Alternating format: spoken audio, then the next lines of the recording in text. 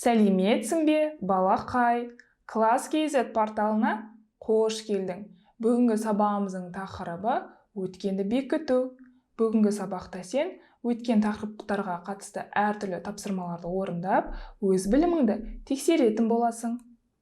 Ал балақай, мына тапсырмаға назар аудар.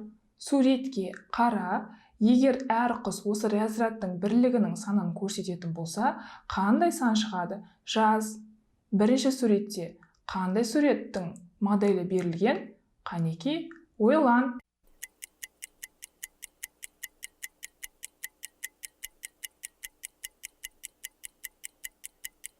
Бәрекелді, дұрыс айтасың. Бұл жерде 3 жүздік мың, 2 ондық мыңдық және де 5 бірлік мың бар екен. Сондықтан бұл сан 325 мың деген сан екен. Ал екінші суретте қай санның моделі берілген?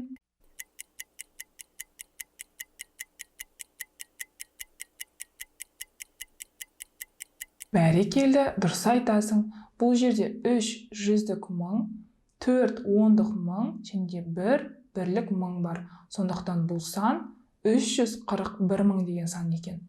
Жарайсың. Ал балақай, келесі тапсырмаға көшейік. Бұл жерде сандар қатары берілген. Сандар қатарының орналасу заңдылығын тауып, оларды жалғастыр. Келесі 3 санды тап. Ең бірінші сандар қатары 20, 22, 25, 29. Сонда келесі сандар қандай сандар болады?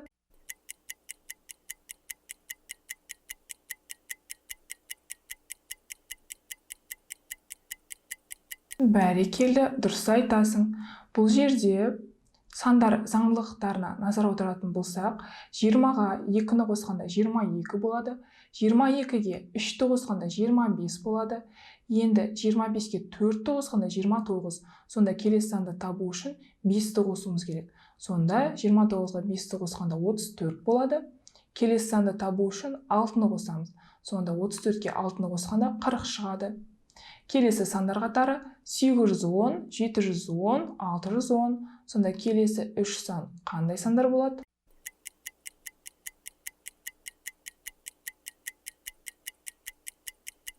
Бәрекелді, дұрыс айтасың. Бұл жерде 100-ге кему арқылы жасалған. Сондықтан келесі санды табу үшін 610-нан 100-ді азайтамыз. Сонда 510 болады. Одан кейінгі сан 410. Келесі сан 310 болады. Соңғы сандар қатары 515, 525 және 535. Қанекей, сандар қатарын жалғастыр.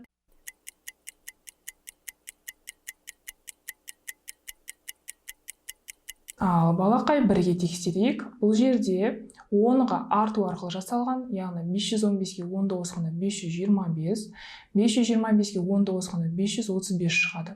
Сонда келесі санды табу үшін 535-ге 10-ды қосамыз, 545, келесі сан 555, соңғы сан 565 болады. Жарайсың.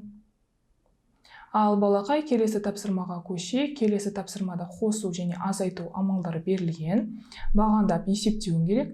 Ең біріншісі 456 мен 138-дің қосындысы. Қанекей, есепте.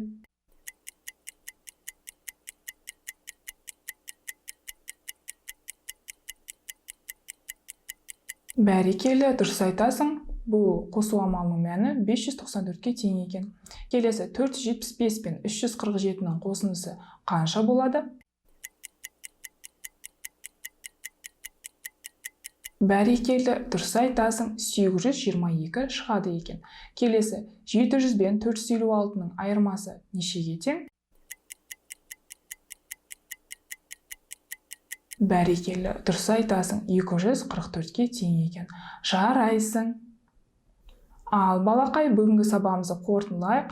Бүгінгі сабақта сен өткен тақырыптарға қатысты әртүрлі тапсырмаларды орындадың. Бүгінгі сабақ сен үшін қызықты, түсінікті болды деп ойлаймын.